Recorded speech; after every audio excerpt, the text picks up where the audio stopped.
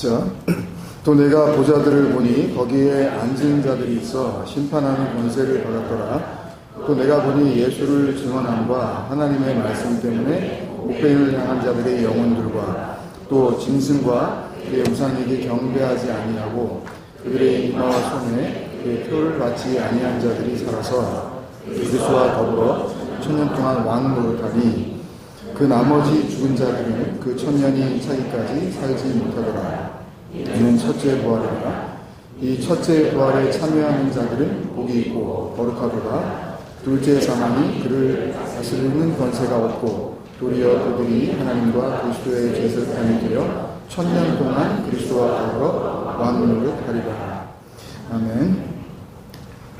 아까 이제 이사야 43장의 말씀을 통해서 내 이름으로 불려지는 모든 자들이 하나님의 구원의 약속 안에서 이렇게 새로운 온전한 창조로서의 그 삶을 살아가게 된다라는 그 말씀을 우리 같이 이제 나눴었는데요.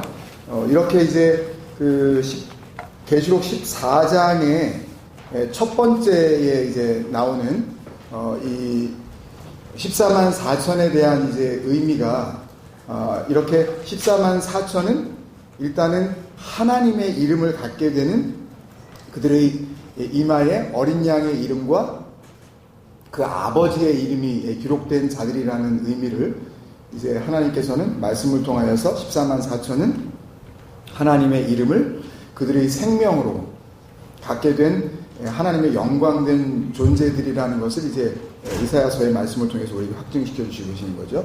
두 번째 그 14만 4천에 대한 요한계시록 14장에 나오는 그 증거는 3절에 있죠. 한번 볼까요? 다시 14장 3절에 보면 그들이 보좌 앞과 내 생물과 또 그 24장로들 앞에서 새 노래를 부르니 땅에서 속량함을 받은 14만 4천 밖에는 능히 이 노래를 배울 자가 없더라. 그들이 14만 4천이 보좌 앞에서 새 노래를 불러요. 노래를 부르는 이유는 그들이 속량함을 받았기 때문에 땅에서 속량함을 받은 거죠. 이 속량함, 그 아고라조라는 이 값으로 산 것이 되었다. 이 말씀은 우리가 잘 아는 고린도전서 6장에 나오는 너희 몸은 너희가 하나님께로부터 받은 바 너희 가운데 계신 성령의 전인지 알지 못하느냐? 너희는 너희 자신의 것이 아니라 값으로 산 것이 되었으니 이게 아고라조예요.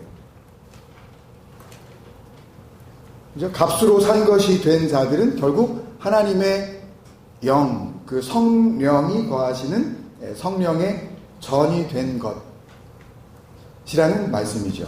그런즉 너희 몸으로 하나님께 영광을 돌리라. 몸으로 영광을 돌리려니까 이제 또 몸으로 돌리려는데 몸을 가지고 어떻게 좀 해보려는데 뭐 이런 걸로 얼마든지 이게 해석이 되고 또 설교도 그렇게 할 수 있고 접근도 그렇게 할 수 있겠죠. 원문에는 그 엔호소마티, 그래서 너희들이 구원을 받은 그 몸 안에서 하나님의 영광이 나타나도록 하라, 이렇게 되어 있는 거거든요. 하여간 그러니까 지금 14장에 나오는 이 14만 4천의 두 번째 그 모습은 보좌 앞에서 찬양을 올리는 거죠. 그죠? 그럼 잠깐 여기서 다시 그 아까 계시록 7장에서 14만 4천의 이야기가 나왔었잖아요. 그죠? 기억나시죠? 그 처음 14만 4천에 대한 말씀이 나왔던 곳으로 한번 가보면 여기 이 14장에서 나오는 보좌 앞에 서 있는 자들 14만 4천이 새 노래를 부르잖아요. 속량함, 그 구원하심의 새 노래를 부르는 자들과 관련해서 우리가 한번 같이 확인해 볼 것이 있는데, 계시록 7장에 다시 돌아가서 보시면 그 전체의 말씀의 이제 구성을 보면 1절부터 4절까지는 아까 말씀드린 대로 하나님의 인침을 받아서 온 땅에 해롭게 되어질 그 권세 가운데에 구속함을 받은 그 수를 14만 4천이다 라고 이런 그 소개되는 말씀이 나왔었고, 5절부터 8절까지는 그 14만 4천이라는 그 숫자가 어떻게 구성이 된 건지. 그래서 각 이스라엘의 12지파가 소개되면서 각 지파별로 12,000명, 12,000명, 2,000씩. 그래서 인치심을 받은 자가 있더라는 말씀이 나와요. 그죠? 그래서 12지파. 물론 여기에는 그 민수기에 나오는 그 에브라임과 단지파는 빠지고 대신에 요셉과 레위지파가 들어가 있죠. 이거에 대한 좀 자세한 설명을 제가 알기로는 아마 그 에덴에서 반모까지 이 요한계시록에 대해서 말씀을 나눌 때 그때 좀 자세하게 설명을 드렸었어요. 그러니까 뭐 중복하면은 굳이 그럴 필요가 없으니까 필요하시면 그 설교를 한번 들으시면 되겠고, 그래서 각 지파, 그 12지파에 12,000. 여기서 굉장히 이제 고난이도에 우리가 이제 수학을 좀 해내야 되는데, 12 곱하기 12,000. 이렇게 하면 어떻게 되죠, 이게? 그래서 이제 14만 4천이 되는 이런, 그 숫자가 나오게 된 거죠. 그러니까 이 14만 4천이 의미하는 것이 무엇이냐. 그러니까 12지파 가운데 12,000씩 모아진 그 의미가 무엇이냐. 이것도 역시 그 에덴에서 반모까지 해서 그 요한계시록을 통해서 한번 말씀을 드렸었으니까 그거 한번 참고해 주세요. 그리고 이제 9절부터 마지막 이 7장의 17절까지의 말씀은 9절 보시면 7장에 2일 후에 라고 이렇게 나오면서 아무도 능히 셀 수 없는 큰 무리들이 흰옷을 입고 나오는 장면이 있어요. 이들이 그렇게 그 흰옷을 입고 아무도 셀 수 없다 그랬어요. 잘 기억해 두세요. 아무도 셀 수 없는 그 무리들이 흰옷을 입고 손에 종려가지를 들고 보좌 앞과 어린 양 앞에 서서 큰 소리로 외쳐, 우리가 잘 아는 그 찬양으로도 있지만 구원하심이 보좌에 앉으신 우리 하나님과 어린 양께 있도다. 그렇게 하면서 영광을 돌린다고요. 구원받은 것에 대한 기쁨을 이렇게 큰 소리로 지금 외치는 그런 장면이 나온단 말이에요. 보좌 앞에서 하나님의 그 구원하신, 속량하신 그 기쁨을 노래하는 장면이 나왔는데, 이 장면만 보면 정확하게 누가 이 외치는 자들인지 정확하게 나와 있지 않아요. 물론 이제 그냥 우리가 이제 7장 1절부터 시작을 해가지고 쭉 지금 14만 4천의 구속받은 자들에 대한 이야기가 나오니까 그 구속함을 받은 것을 통하여 보좌 앞에 서서 그 하나님께 영광을 돌리는 그런 모습으로 얼마든지 이 문맥상으로 봐도 얼마든지 해석을 할 수 있지만, 섣불리 해석을 하지 말고 일단 한번 두면서 다시 14장에 나오는 이 14만 4천이 하고 있는 그 모습을 보면 우리 굉장히 중요한 그 증거를 주는데, 그 14장의 3절에 보면 14만 4천이 그들이 보좌 앞과 내 생물과 장로들 앞에서 속량함을 받은 그 새 노래를 부르고 있다고 정확하게 알려주거든요. 누가? 14만 4천이. 그래서 우리는 다시 7장 9절 이하에 나오는 그 아무도 능히 셀 수 없는 그 큰 무리, 그 아드리메호, 우데이스 디나마이. 그러니까 아드리메호는 세는 거예요. 우데이스는 그렇게 하는 게 아닌 거예요. 디나마이는 조동사에 할 수 있다, 그렇게. 근데 앞에 할 수 없다고 돼 있으니까 셀 수 없다, 그런 뜻이 되겠죠. 그죠? 아무도 능히 셀 수 없는 큰 무리가 바로 7장 4절에 소개한 14만 4천의 사람들과 동일한 사람들이라는 걸 우리가 알 수가 있죠. 그죠? 그러면 14만 4천은 세는 거예요? 세면 안 되는 거예요. 이건 세라고 주는 그 숫자가 아니라고요. 근데도 이 14만 4천을 세겠다고 하는 그런 인간들이 있죠. 뭐 세든 말든 뭐 웃기지도 않는 얘기예요. 근데 또 거기에 넘어가는 14만 4천이 있으니 또 참,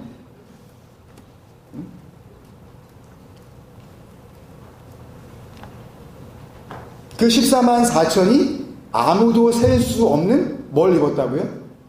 흰옷을 입었다. 그리고 마지막으로 이제 나오는 그 말씀인데, 그 먼저 계시록 14장에 나오는 그 14만 4천에 대한 이야기에 이어지는 그 14장 4절과 5절의 말씀을 보면, 이 사람들은 하고 그들이 어떤 사람들인지 추가적인 설명이 나와요. 14만 4천에 대한. 아까도 읽었지만 이 사람들은 여자와 더불어 더럽히지 아니하고 그 우크 몰리노라는, 그러니까 더럽혀지지 않은 상태를 다시 파르데노이, 그래서 처녀, 그러니까 전혀 누구도 접근하지 않은 어떤 깨끗한 존재로서의 그 순결한 자라고 지금 말씀을 하시고 있고, 그리고 그 자들이 어린 양이 어디로 인도하든지 따라가며 누구든지 나를 따르려거든 자기를 부인하고 자기 십자가, 어린 양이 지신 그대로 그 구원의 길을 가게 되어지는 그 모습이죠. 인도하든지 따라가며 사람 가운데에서 속량함을 받아 처음 익은 열매는 원래는 예수 그리스도예요. 근데 역시 같은 십자가를 지고 같은 구원의 그 죽음을 맞았기 때문에 그 다음에 그 동일한 죽음을 맞이하는 자들은 전부 처음 익은 열매예요. 무슨 말씀인지 아시겠죠? 예. 열매는 그러니까 처음 익은 열매밖에 없는 거예요. 처음 익은 열매, 예수 그리스도가 그렇게 처음 열매로 맺으신 다음에 그 다음에 오는 것은 이제 순서대로 두 번째 익은 열매, 세 번째 익은 열매, 뭐 이렇게 해가지고 이렇게 나가는 게 순서가 있는 게 아니라 하나님 앞에서는 같은 처음 익은 열매라고 지금 보시는 거죠. 하나님과 어린 양에게 속한 자들이니 그 입에 거짓말이 없고 스토마티 아우톤, 그들의 입 안에 우크슈레데 푸시도스, 그러니까 그 거짓이 발견되어지지 아니한다, 이런 뜻이거든요. 그들의 입에 거짓말이 없고, 그죠? 흠이 없는 자들이로다. 아까 말씀드린 그 아모모스, 그들이 많은 그런 그들, 흠이 없는 자들, 아모모의 에이신, 그들은 흠이 없는 자들이었다.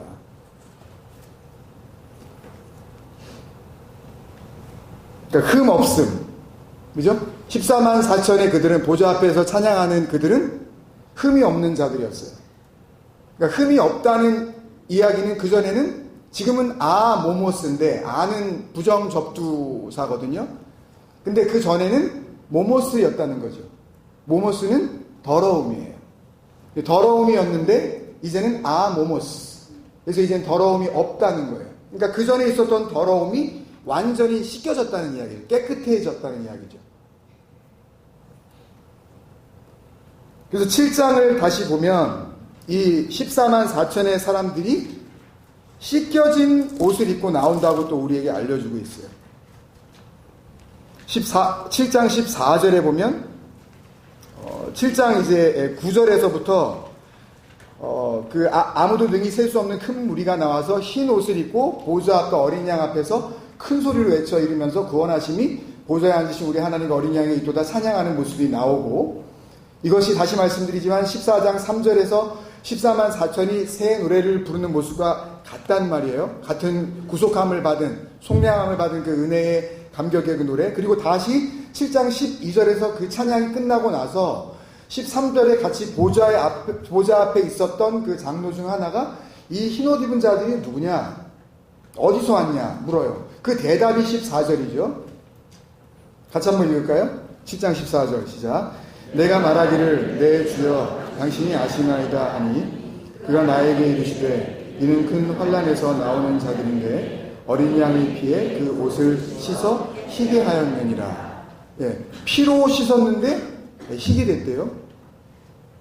그러니까 결국 세상 죄를 지고 가는, 그 세상 죄를 담당하는 하나님의 어린 양의 온전한 희생 제사로 드려진 그 피로 말미암아 씻기심, 깨끗해 하심, 죄 없다 하심의 구속의 능력이 그들에게, 누구에게? 14만 4천에게 결정적으로 작용했다는 거죠. 그 옷을 씻어 희게 하였느니라. 이제는 모모스, 이제는 흠이 없는 거예요. 더러움이라고는 찾아볼 수가 없는 거예요. 여기서 14만 4천이 내 사람들이 입게 된 그 씻겨진 흰 옷, 그 스톨레 류코스라는 그런 그 단어인데, 이 흰 옷, 희다라는 의미는 그냥 화이트의 의미보다는 이렇게 빛나다 그런 의미예요. 광채가 나는. 이 스톨레는 이렇게 무슨 이 성가대 무슨 이런 목사들이 이렇게 어떤 분은 꼭 그거 가운 입고 이렇게 하고 뭐 그러잖아요. 그걸 갖다 스톨이라 그러나요? 이렇게 가운 같은 거, 긴 거, 긴 옷이에요. 언제나 겉옷을 입죠. 그 긴 옷. 그래서 이 흰 옷, 이 빛나는 옷은 사실은 예수님께서 제일 먼저 입으시는 걸로 기록이 되어져 있죠. 마태복음 16장에서 17장에 나오는데, 우리가 익히 잘 아는, 누구든지 나를 따라오려거든 자기를 부인하고 자기 십자가를 지고 나를 따를 것이니라 라는 말씀을 하신 후에 예수님께서 제자들에게 자신의 이제 죽임 당하심과 또 죽임 당하신 후에 3일 뒤에 다시 살아나실 것에 대한 이야기를 하신 뒤에 엿새 6일 정도가 지나서 베드로, 야고보, 요한을 데리고 산에 오르셨을 때 일어난 일이죠. 마태복음 17장 1절부터. 엿새 후에 예수께서 베드로와 야고보와 그 형제 요한을 데리시고 따로 높은 산에 올라가셨더니 그들 앞에서 변형되사 그 얼굴이 해같이 빛나며 옷이 빛과 같이 기노마이 류코스, 희어졌더라. 그러니까 여기서는 희다는 것보다는 막 눈부실 정도로 이제 그렇게 깨끗한 그 의미를 담고 있는 거죠. 뭐와 같이. 그 희어짐이 뭐와 같이. 그 앞에 빛과 같이. 그죠? 이걸 요한이 다시 요한복음 1장에서 참빛 곧 세상에 와서 각 사람에게 비추는 그것, 그 빛, 그 빛을 이미 가르쳐 주죠. 그 호포스, 그 빛이 무엇인지, 그죠? 그리고 이제 이 마태복음 17장 그 밑에 5절에 보면 이렇게 흰 옷, 그렇게 빛과 같은 옷을 입으신 예수님에 대한 하나님의 인식이 무엇인지 다시 한번 선포가 되죠. 17장 5절에 보면 말할 때 호련히 빛난 구름이 그들을 덮으며 구름 속에서 소리가 나서 이르시되 이는 내 사랑하는 아들이요 내 기뻐하는 자니 너희는 그 말을 들으라 하시는지라. 그러니까 흰옷은, 그러니까 성경에서 특히 신약 성경 가운데 이제 흰옷을 입었다는 것은 하나님이 사랑하고 하나님이 기뻐하는 아들됨을 상징하는 표현인 거죠. 흰옷은 하나님 앞에서 더 이상 더러움이라고는 찾아볼 수 없는 온전해진 순결한 존재를 가리키는 거예요. 흰옷 자체가. 그러니까 거짓된 세상 가운데 우리가 살기는 살아요. 그죠? 모든 자들이 진리 안에 거하지 못하는 이 땅 가운데 있기는 있지만, 살기는 살지만 흰 옷, 그 아들됨의 옷을 입고 아들로서 그 진리의 그 아들이 되어 진리의 말을 갖고 있는 하나님께 구원을 받은 자인 동시에 나에게 그 진리의 말이 있으니까, 그러면 뭘 할 수도 있죠? 거짓된 세상을 구원할 수도 있잖아요. 하나님의 아들이 하는 일이 그거 아닙니까? 그죠? 그런 하나님의 능력과 생명을 갖고 있는 존재를 흰 옷이라고 부르십니다. 한마디로 하나님의 아들, 이걸 뭐라 그러죠? 하나님께로부터 난 자라 그러죠. 그죠? 하나님께로부터 난 자. 요한일서 5장 4절 한번 같이 읽겠습니다. 요한일서 5장 4절 시작. 무릇 하나님께로부터 난 자마다 세상을 이기느니라. 세상을 이기는 이김은 이것이니 우리의 믿음이니라. 그러니까 흰 옷을 입은 자는 다른 말로 하면 이긴 자죠. 세상을 이기는 자죠. 이긴 자죠. 그러니까 이 이긴 자는 계시록 2장 3장에서 그 7교회 사자에게 보낸 편지의 목적, 이루어야 되는 그 편지의 마지막 목표, 그게 뭐였죠? 이긴 자였죠. 그게 최종 목표였잖아요. 그죠? 그러니까 모든 7교회에 보내는 그 편지에 이기는 자에 대한 약속이 담겨 있었던 거 아닙니까? 특별히 두아디라 교회에 보면, 4대 교회를 보면 이기는 자는 더럽히지 않은 흰옷을 입고 있다 그러죠. 계시록 3장 5절인데 이기는 자는 이와 같이 흰 옷을 입을 것이요 내가 그 이름을 생명책에서 결코 지우지 아니하고 그 이름을 내 아버지 앞과 그의 천사들 앞에서 시인하리라. 이게 전부 뭐에 대한 이야기예요? 14만 4천. 14만 4천을 통해서 말씀하고 계시는 어린 양 예수 그리스도의 피로 정결케 된 씻겨진 흰 옷을 입고 있는 구원받은 자, 이김을 얻은 자, 이긴 자에 대한 약속의 말씀들이잖아요. 그죠? 그러니까 요한계시록은 물론이고 하나님의 구원의 약속의 이 모든 말씀이 담겨있는 성경 전체가 아까 말씀드린 대로 14만 4천이냐 아니냐, 이것에 대해서 집요하게 끊임없이 확인하고 또 확인하고 있다고 해도 과언이 아닌 거죠. 중요하긴 중요한 거예요. 14만 4천이. 그러니까 이게 아무도 헤아릴 수 없는 그 큰 수라는 게, 큰 무리의 수라는 게 문제가 있는 거죠. 이걸 세려고 덤벼들면 안 된다는 거죠, 이건요. 그 다음 구절, 이 7장 말씀을 보면은요. 그러니까 이렇게 어린 양의 피에 그 옷을 씻어 희게 한 자들이 이제 하나님의 영원하고 온전하신 위로와 안식 가운데 있게 되어지는 그 누리는 기쁨의 그 모습을 이제 보여주고 계시거든요. 15절부터 나옵니다. 7장 15절부터 나오는데 그것도 한번 같이 읽을까요? 시작.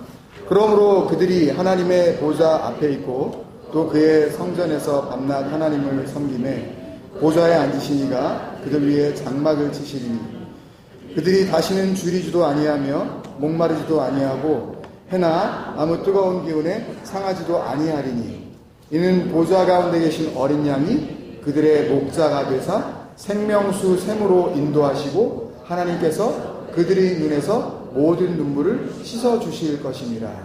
아멘. 그러니까 어린 양의 피로 그 옷을 씻어 희게 한 자들이 구원의 하나님으로부터 이제 최종적으로 받게 되는 진정한 회복의 은혜가 무엇인가? 하나님이 과연 그들을 어떻게 하시는가? 어떻게 약속하고 계시는 건가? 그 말씀을 하시고 있는 건데 이 말씀들도 역시 구약 성경을 통해서 보여주신 이미 약속하신 하나님의 언약을 인용하고 있어요. 여기까지만 구약 성경 인용하는 걸 할게요. 이제 다 끝났거든요. 오늘 지금 나누려고 하는 그런 내용들은. 그러니까 15절 같은 경우에는 에스겔서 37장 26절 28절에 그 영원한 하나님의 처소가 세워지는 그 구원이 있을 것이라는 약속의 말씀이 성취되는 것으로 이제 인용을 하고 있는 말씀인데 15절, 16절, 17절에 지금 그 주된 그 내용이 되어지는 저희가 다시 줄이지도 아니하며 또 목마르지도 아니하고 또 맨 마지막에 참 이런 이 표현이 마음에 와닿죠. 또 눈물이 많은 분들 또 그렇게 아픔이 많았던 우리들에게는 그들의 눈에서 모든 눈물을 씻어주실 것입니다. 이런 말들이 막 너무 좋잖아요. 이제 다시는 눈물 안 흘려도 되는 어떤 그런 너무나 그 감격스러운 그 위로가 막 있으니까. 그러니까 그 눈물을 우리는 생각하는데 하여튼 이 말씀도 이미 우리에게 약속이 되었던 말씀인데 이사야서 49장 10절의 말씀을 인용하고 있어요. 같이 한번 읽을까요? 이 말씀도요. 이사야 49장 10절. 그들이 줄이거나 목마르지 아니할 것이며 더위와 볕이 그들을 상하지 아니하리니 이는 그들을 긍휼히 여기는 이가 그들을 이끌되 샘물 근원으로 인도할 것입니다. 이 이사야서의 말씀은 사실 이스라엘 백성들이 바벨론에 이제 포로로 잡혀가 있다가 거기서 그냥 포로로 끝나는 것이 아니라 하나님의 회복하시는 그 구원을 통하여서 다시 그 바벨론을 떠나 예루살렘, 이스라엘의 본 땅으로 이제 돌아오는 여정에 대한 약속이거든요. 그러니까 하나님께서 돌아올 때에 마치 출애굽한 이스라엘 백성들이 광야를 지나는 동안 그들이 목마르지도 아니하고 줄이지도 아니하고 그들의 의복이 해지지도 아니하고 하는 이런 복을 주신 것처럼 그런 보호하심의 은혜를 약속하신 것처럼 똑같이 포로에서 돌아오는 이스라엘 백성들에 대한 하나님의 약속이거든요. 더위와 목마르지 않게 하시고 줄이지 않게 하시고 오는 동안 더위와 햇볕이 있는데 그것을 막아주시고 그래서 결국 어디까지요? 그 샘물의 근원까지 인도하시겠다는 그런 약속이거든요. 그러니까 이런 하나님의 함께 하심의 은혜가 진정한 그 영원한 약속의 그 보호하심의 은혜가 지금 계시록 7장에 14만 4천에 대한 하나님의 회복의 은혜 그리고 위로하심의 은혜 안식을 주시는 그 모든 눈물을 닦아주시는 그 위로의 은혜로 성취될 것을 이미 말씀하셨고 이렇게 성취되고 있다는 것을 알려주시고 있는 거죠. 사실상 성경에서 하나님의 그 많은 약속 가운데 제가 말씀드린 그들의 눈에서 눈물을 씻겨주신다 라는 이런 표현은 하나님으로 말미암아 구원받은 백성이 하나님께로부터 받을 수 있는 아주 최종적인 위로의 말씀으로 주어지고 있어요. 그러니까 그게 마지막이에요. 그래서 물론 이 내용들은 내일 말씀을 통해서 한 번 더 볼 수 있게 되겠지만 하나님의 모든 그 구원의 역사가 이루어지는 것, 그러니까 이 계시록이 기록되어진 그 유일한 목적, 예수 그리스도의 계시를 통하여 하나님의 약속을 이루시겠다고 하는 그 목적, 그 진리의 복음으로 말미암아 구원받게 하시겠다라는 그 하나님의 뜻 안에서 그 하나님의 뜻대로 완전히 그 약속이 종결되어지는 계시록의 결론이 있을 거 아니에요, 그죠? 그 결론에 가면 그렇게 하나님의 약속이 온전하게 성취되어진 그 은혜를 덧입힘 받은 자들이 하나님께 받을 위로와 안식의 모습이 하나님의 눈물 닦아주심으로 이제 표현되고 있거든요. 그 말씀을 미리 한번 가보겠습니다. 요한계시록 21장 3절에서 4절 말씀. 요한계시록 21장 3절에서 4절 말씀.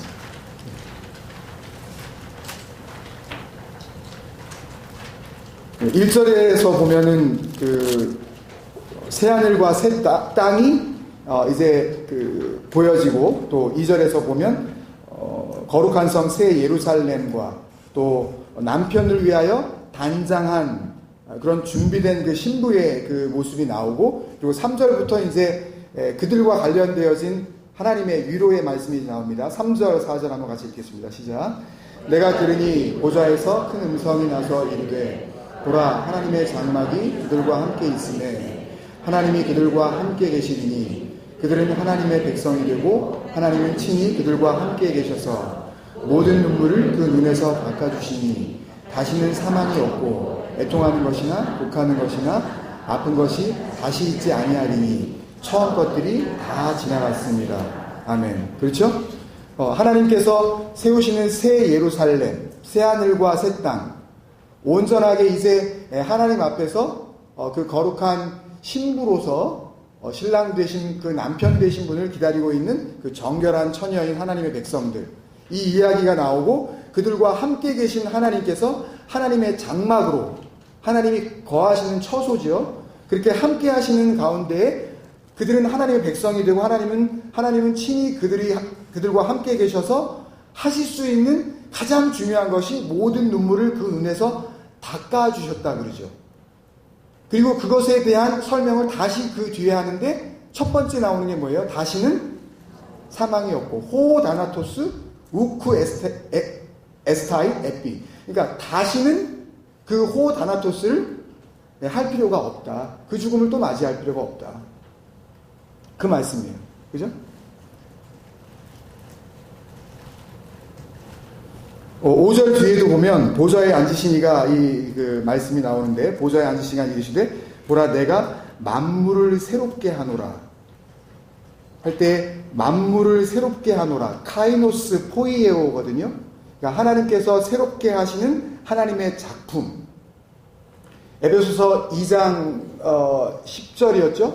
우리는 그가 만드신 바라 할 때 아우트가르 에스멘 포이에오 포이에마, 기억나시나요? 하나님께서 만드신 것, 그런 의미잖아요. 그죠? 그리스도 예수 안에서 선한 일을 위하여 지으심을 받은 자니 이 일은 하나님이 전에 예비하사 우리로 그 가운데서 행하게 하려 하심이라. 그죠? 선한 일, 이것은 당연히 우리가 생각하는 그런 착한 일이 아니라 하나님께서 이루시고자 하는 그 구원의 완성을 의미하는 것이고, 맨 뒤에 우리도 그 가운데에 페리파테오, 행하게 하려 하심이라 라는 이 말씀은 우리를 빛 가운데에 걷게 하신다는 그 말씀과 같은 말씀이에요. 그죠? 이건 뭘 하라는 말씀이 아니라, 그렇게 하나님께서 지으신 자가 됐으면 그렇게 지으신 받은 자답게 그렇게 행동을 하라는 그런 말씀하고는 전혀 상관이 없는 말씀이에요. 그러니까 7장에서 이미 21장의 그리스도의 계시의 완성, 단계에서 베풀어 주시는 하나님의 그 모든 눈물 닦아 주심의 은혜가 있었다는 말씀이죠. 이미 7장에서. 그러니까 요한계시록은 시간 순서로 읽는 것이 아니라 반복되어지는 계속되는 그 하나님의 약속으로 읽어야 되는 거예요. 그 은혜가 7장에 누구에게? 14만 4천이라는 이름의 사람들에게 이미 있었다라는 말씀이죠. 그러니까 14만 4천은 곧 21장에 나오는 그 새하늘과 새 땅을 가리키고 있는 것이고, 또 거룩한 성 새 예루살렘, 그 준비된 상태가 남편을 위하여 단장한 신부를 가리키고 있다는 것을 알 수가 있는 거죠. 누가? 14만 4천이라는 그 숫자가 가리키고 있는 것이. 그래서 결국 이들을 이긴 자라고 지금 말씀을 하시고 있는 거예요. 하나님의 모든 약속의 구원의 그 축복을 받아 누릴 수 있는 자들이라는 거죠. 그래서 천국이 저들의 것이며 라고 말씀을 하고 있는 거예요. 22장 7절 8절 21장이죠. 21장 7절 8절 이렇게 눈물을 닦아주시는 자에 대한 그 말씀이 또 뭐라고 약속되는지 한번 보겠습니다. 21장 7절 8절 시작. 이기는 자는 이것들을 상속으로 받으리라. 나는 그의 하나님이 되고 그는 내 아들이 되리라. 그러나 두려워하는 자들과 믿지 아니하는 자들과 흉악한 자들과 살인자들과 음행하는 자들과 점술가들과 우상 숭배자들과 거짓말하는 모든 자들은 불과 유황으로 타는 곳에 던져지리니 이것이 둘째 사망이라. 그러니까 7절에 나오는 이기는 자는 둘째 사망과 관련이 없다는 거죠. 그죠? 무슨 말씀인지 아시겠죠? 그러니까 14만 4천은 둘째 사망의 해를 받지 않는 사람을 가리키고 있는 거예요. 그러면 둘째 사망의 해를 받지 않으면 뭐에 참여하게 된다 그랬죠? 첫째 부활에 참여하게 된다 그러잖아요. 그죠? 이 동일한 약속이 지금 이 계시록 본론의 이제 마지막 부분이 계시록 20장인데 그 말씀이 같은 말씀이 나와 있어요. 20장 6절인데 4절부터 문맥상 우리 같이 한번 읽어보겠습니다. 4절부터 6절.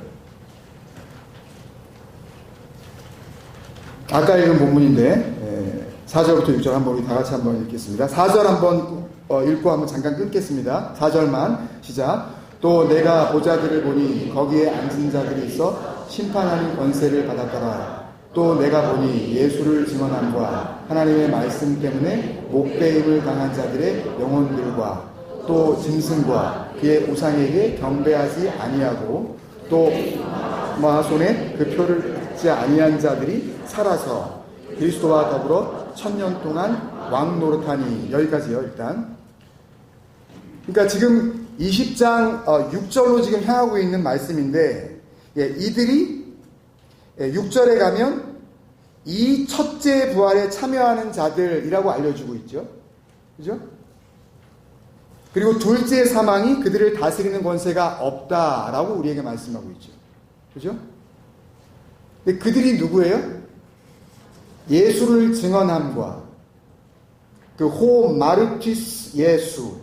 그러니까 예수에 대하여 그 예수에 대하여 본 것, 예수에 대하여 들은 것, 예수를 통하여 얻은 것. 그러니까 예수로 말미암는 모든 예수 안에 담겨져 있었던 그 증거들, 그것과 그 다음에 하나님의 말씀 때문에 디아호 로고스호 데오스예요. 그러니까 하나님의 그 말씀 때문에 뭐가 이루어져요? 목배임을 당한 자들의 영혼이 있다는 거죠. 그들이 표를 받지 않은 거예요. 그러니까 잘못된 표를 받지 않았다고요. 짐승과 그의 우상에 경배하지 않아서 그들의 이마와 손에 그 표, 그 짐승의 표를 받지 아니한 14만 4천이 살아서 그리스도로 더불어 1000년 동안 왕노릇하니. 그러니까 여기서 나오는 이 1000년이라는 그 호 킬리아 에테라는 것은 1000 이렇게 1년부터 시작해서 2년, 3년에서 1000년까지 말하는 것이 아니라 1000년이라는 것은 하나님께서 약속하시는 영원을 지금 숫자로 지금 표현하고 있는 거거든요. 1000년만 하고 말게 하시는 것이 아니라. 예. 천년 동안 한번 왕노릇 한번 신나게 한번 해보고 천년에서 딱 하루만 더 지나도 이제 끝나는 그런 블랙 코미디 같은 이야기가 아니라고요, 이건요. 그러니까 천년 왕국 이런 건 없어요. 아니, 계속 꿈꾸시려면 꿈꾸시든지 그걸요. 네, 천년 왕국을.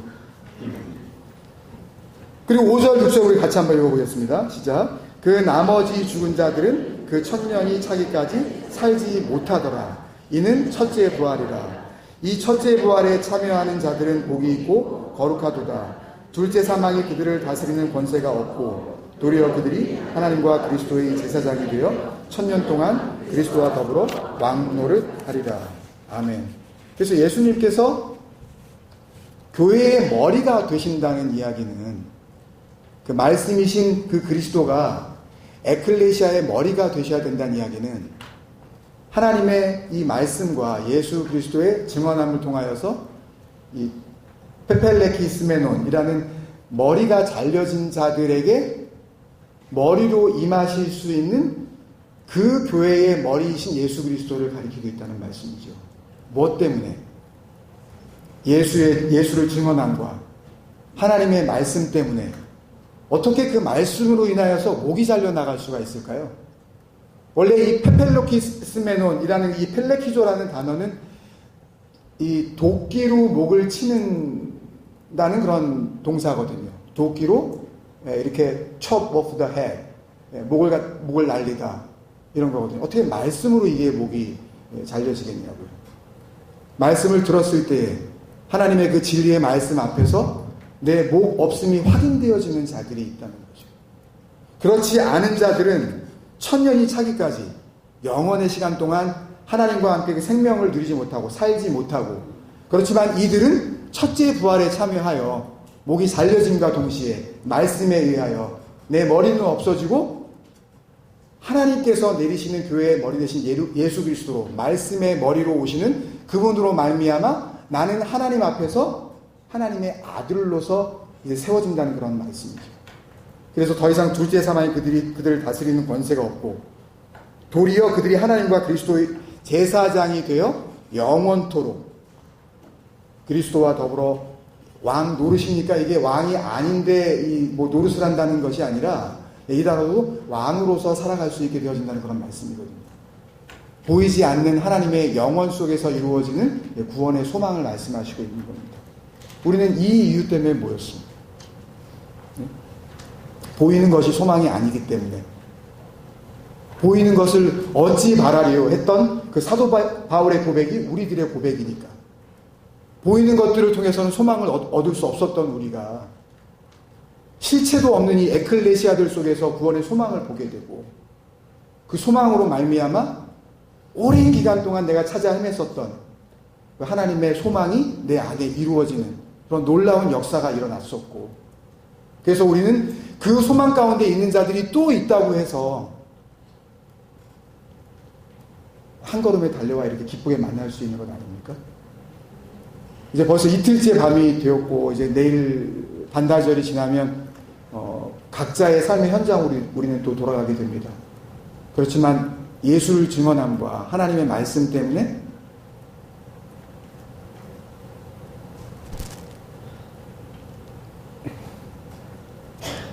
목배임을 당하신 여러분들은 걱정하실 필요가 없어요. 그러니까 언제 또 우리 만나지? 물론 그런 그리움은 있을 수 있겠죠.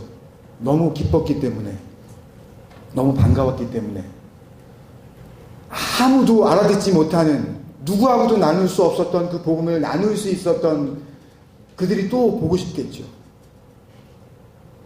그렇지만 더 이상 우리가 외로워서 또 더 이상 두려워서 우리가 힘들어하지 않을 수 있는 이유는 하나님께서 그 말씀으로 내 머리를 쳐주시고,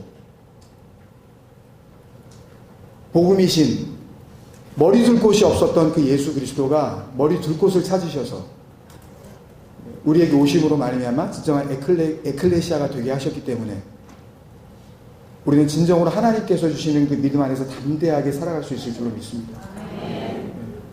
하나님께서 주시는 그 기쁨 가운데 은혜로 충만하시는 삶을 사시기를 주님의 이름으로 축원드립니다. 기도하겠습니다.